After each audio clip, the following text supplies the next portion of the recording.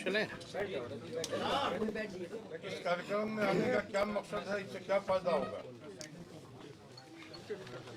देखिए, ये चौथा चरण हमारे कार्यकर्ता दर्शन से संवाद कार्यक्रम का चल रहा है और जितने भी सीमांचल के इलाके हैं, कोसी के ज़िले हैं, हर जगह हम लोग जाकर के अपने जो ग्राउंड ग्रास रूट पे ग्राउंड पे जो हमारे वर्कर हैं, चाहे बूथ स्तर के हों, पंचायत स्तर के हों, जिला स्तर के हों, प्रखंड स्तर के हों, जिला स्तर के हों, सभी कार्यकर्ताओं से हमारा संवाद चल रहा है।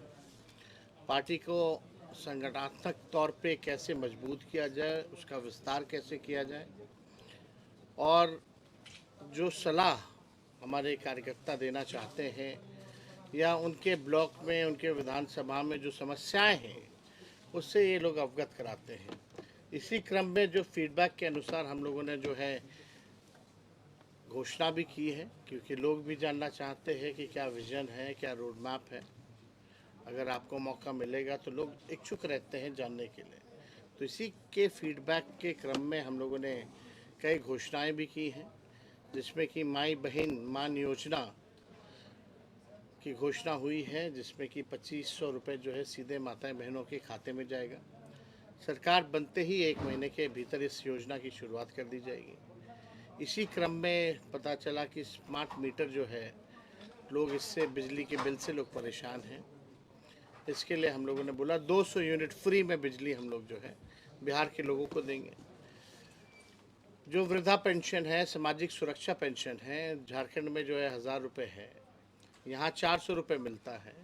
इसलिए हम लोगों ने तय किया कि इसको 400 से बढ़ा करके 1500 रुपये हम लोग करेंगे और जो जो फीडबैक मिलता जा रहा है उसको हम लोग लेते जा रहे हैं और अलग अलग क्षेत्रों की अलग अलग समस्या हैं, उससे अवगत हो रहे हैं। उसी हिसाब से बिहार को आगे बढ़ाने में अव्वल राज्य कैसे बने, हम लोग नए सोच के हैं, नए विजन के लोग हैं। आप लोगों ने देखा होगा 20 में भी हम कहते थे 10 लाख नौकरी हम देंगे। जब उप मुख्यमंत्री बने, 17 महीने जब हमारी सरकार बनी, तो हम लोगों ने 17 महीने में 5 लाख लोगों को सरकारी नौकरी दिया और 3 लाख नौकरी प्रक्रियाधीन कराई।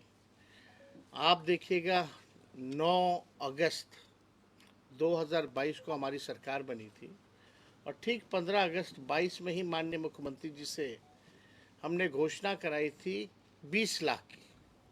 अगर वो आप भाषण सुने गांधी मैदान में जो मुख्यमंत्री जी ने दिया था, लेकिन जब 20 में हम कहते थे 10 लाख नौकरी देंगे तो माननीय मुख्यमंत्री जी कहते थे असंभव है, कहाँ से लाएगा पैसे, अपने बाप के पास से लाएगा। तो असंभव को भी हम लोगों ने संभव करके दिखाने का काम किया। आज लगभग जो है बीजेपी के जो नई सरकार बनी है एनडीए की, 11 लगभग 1 साल होने जा रहा है। जो हमने 3.5 लाख जो नौकरी जो प्रक्रियाधीन कराई थी, 5 लाख तो दिया, उसमें अब तक जो है किसको कितना नौकरी मिला ये बताए नीतीश कुमार जी। जब बीपीएससी की बारी आती है तो पेपर लीक हो जाता है, लोग परेशान है, परीक्षा को रद्द करना पड़ता है, कोई नौकरी नहीं मिल रहा। लेकिन जब हम लोग थे 17 महीने तो कोई भी पेपर लीक नहीं हो पाया, ये सच्चाई है। और आप देखिएगा उस 20 लाख का वादा कब पूरा करेंगे ये। हम तो कहना चाहते हैं कि मुख्यमंत्री जी को खुल कर के आकर के बताना चाहिए कि आखिर क्यों नहीं कर पा रहे हैं, पेपर लीक क्यों हो रहा है। तो हम इतना ज़रूर कहेंगे कि हमारे पास विजन है, रोड मैप है, काम करने का तरीका हमें पता है। अब मुख्यमंत्री जी टायर्ड हो चुके हैं और उनके अधिकारी जो है रिटायर्ड हैं। रिटायर्ड अधिकारी और टायर्ड मुख्यमंत्री से बिहार अब चलने वाला नहीं है। तेजस्वी आगे आगे रहेगा और मुख्यमंत्री जो है उसी के नकल करते करते पीछे पीछे उसी काम को गिनवाने का काम करेंगे। जो कि खुद कहते थे पहले असंभव है, उसको हम लोगों ने संभव करके दिखाने का काम किया। वही नियोजित शिक्षक से हमने वादा किया था जब भी सरकार में आएंगे तो 4.5 लाख जो नियोजित शिक्षक हैं उनको राजकीय कर्मी का दर्जा देंगे। हम लोगों ने वो भी दिया, राजकर्मी का दर्जा दिया, तालमी मरकज़ हो, विकास मित्र टोला सेवक, स्वयं सहायता समूह, आंगनबाड़ी, आशा, सबके मानदेय को भी हम लोगों ने बढ़ाया। जाति आधारित गणना भी कराई। हम लोगों ने आरक्षण की सीमा को भी 65% जो है बढ़ाने का काम किया। EWS 10% एज इट इज़ रख के टोटल आरक्षण 75%। तो देखिए, जहाँ तक नौकरी का सवाल है, सबसे बड़ा बिहार में जो है बेरोजगारी बड़ी है। अगर आप नीति आयोग का रिपोर्ट देखें, महंगाई है, यहाँ पलायन बहुत ज़्यादा है, आप देखिएगा गरीबी बहुत ज़्यादा है। इस पे कोई जो है चर्चा नहीं कर रही है लोग, लेकिन किसी भी कीमत पर जो है ये थके हुए मुख्यमंत्री से जितने रिटायर्ड अधिकारी हैं, ये लोग पीछे पीछे रहेंगे और इनसे हम लोग काम करवा करके रहेंगे। दूसरी बात, आप देखे होंगे कि अमित शाह जी ने कल जो है बाबा साहब अम्बेडकर को लेकर के जो राज्यसभा में, पार्लियामेंट में उन्होंने बोला, इसकी हम घोर निंदा करते हैं। पहले यही भाजपा के लोग, आरएसएस के लोग गांधी जी को गाली देते थे, कर्पूरी जी को गाली देते थे, अब नेहरू जी को गाली दे रहे हैं और अब अंबेडकर जी को गाली देने का काम कर रहे हैं। इन आरएसएस और भाजपा के पास कोई महापुरुष तो है नहीं, आज़ादी में इनका कोई योगदान तो रहा नहीं, केवल नफरत फैलाना, भाई को भाई से लड़ाना, यही काम में लगे रहते हैं लोग। अब चाहते हैं जो महापुरुष हैं उनके नाम को जो है बदनाम किया जाए।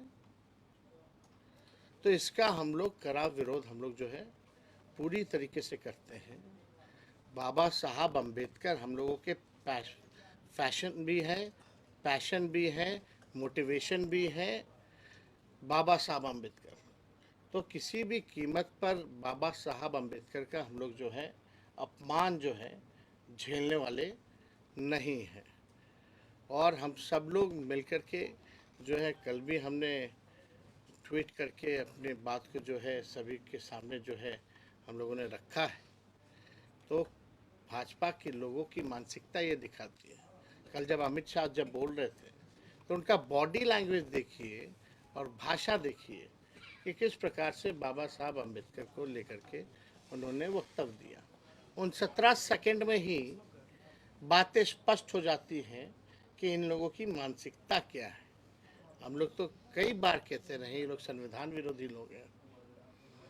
ये पूरी तरीके से ये लोग बाबा साहब अम्बेडकर का जो है नाम को बदनाम करना चाहते हैं।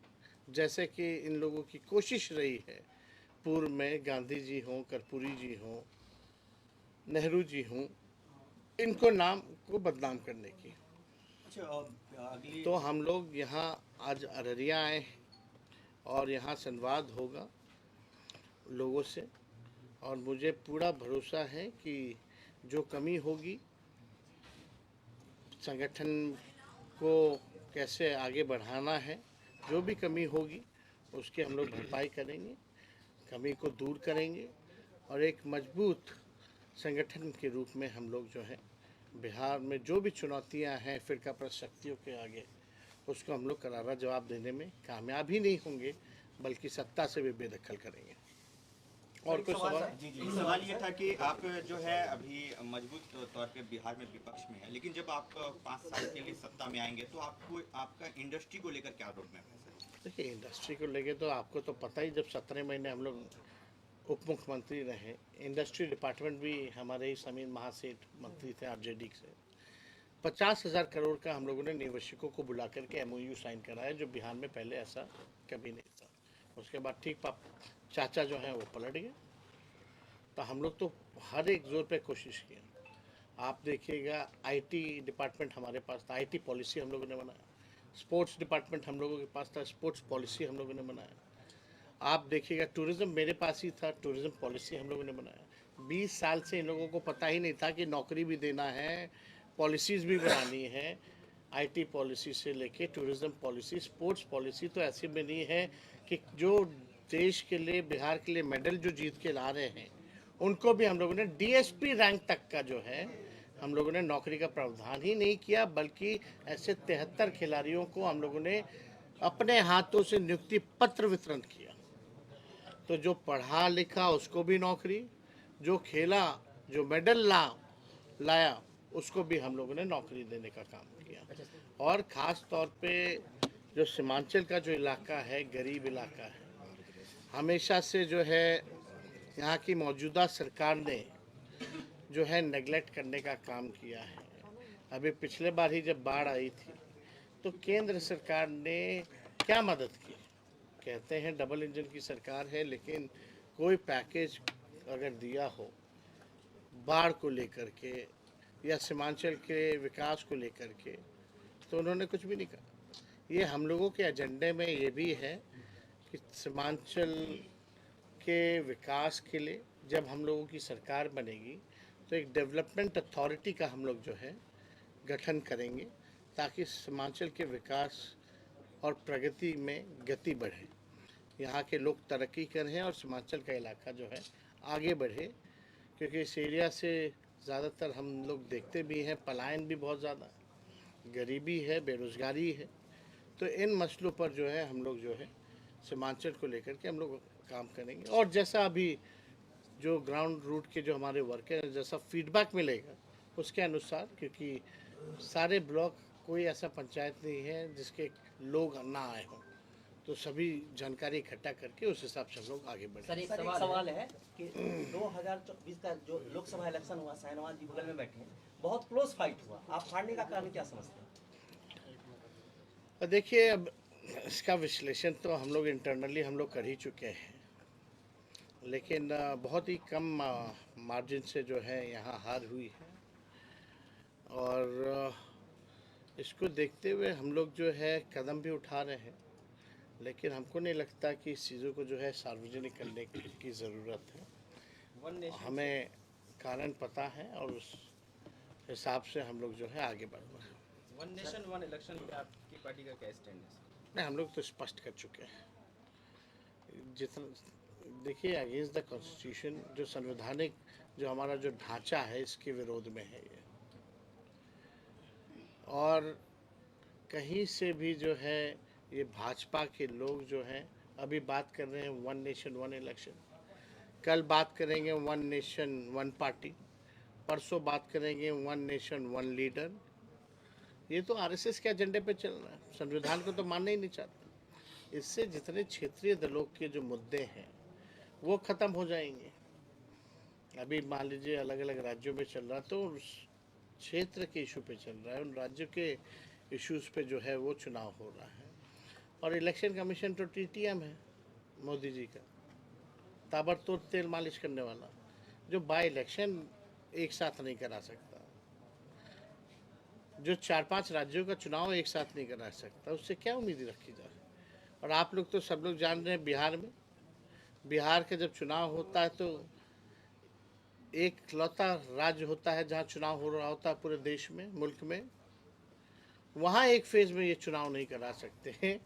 तो इनसे कोई उम्मीद नहीं रखी जा सकती, इसका हम लोगों ने विरोध किया है। सर, आप जो हैं जो जातीय जनगणना है उसके पुरजोर समर्थक हैं। सर, मैं आपसे जानना चाहूँगा कि सीट बंटवारे को लेकर के भी क्या जिसकी जितनी हिस्सेदारी उसकी भागीदारी पर बातचीत होगी? सर, देखिए, एकदम होना चाहिए। समाज में सोशल इक्वेशन के हिसाब से टिकट डिस्ट्रीब्यूशन हो, और उसके साथ साथ कोई भी पार्टी चाहती है विनेबल कैंडिडेट हो। Winnability factor is more important. तो हम लोग तो सब लोगों को साथ लेकर के चलना चाहते हैं, और हम लोगों की कोशिश है कि सभी लोगों को हम लोग जो है मौका दें। और शुरू से ही हम लोगों ने कहा है ये A to Z की पार्टी है, सभी लोगों को मौका मिलेगा। सर, आप मुस्लिम बाहुल इलाके में हैं, पिछले बार MIM बहुत अच्छा परफॉर्मेंस की थी, इस बार आप उसको कितना बड़ा चैलेंज मानते हैं? देखिए, इसमें हमको कोई टिप्पणी नहीं करना है। सबका पार्टी है, सबको अधिकार है चुनाव लड़ने का। इस बार किसी भी न किसी कीमत पे राष्ट्रीय जनता दल महागठबंधन इंडिया अलायंस जो है सरकार बनाएगी। सर, नीतीश कुमार प्रगति यात्रा पर निकल रहे हैं। ये प्रगति यात्रा नहीं है, ये भाई अलविदा यात्रा है। पिछले ही चुनाव में न माननीय मुख्यमंत्री हाथ जोड़ करके कह रहे थे पूर्णिया में कि मेरा आखिरी चुनाव है। अभी लोग जान रहे हैं कि भाजपा वाले तो सहने वाले हैं नहीं इनको, अब इनके दिन पूरे हो गए। तो अब आखिरी जो इनका अलविदा यात्रा है, अब अलविदा यात्रा पे निकल रहे हैं। लेकिन अलविदा यात्रा पे निकल रहे हैं तो 2 अरब 25 करोड़ 78 लाख रुपए खर्च करके जा रहे हैं। आप बताओ, अपनी जनता मालिकों से मिलने के लिए, संवाद करने के लिए कोई मुख्यमंत्री को इसकी आवश्यकता क्यों है? ये अधिकारियों की लूट की छूट है। शुक्रिया। बहुत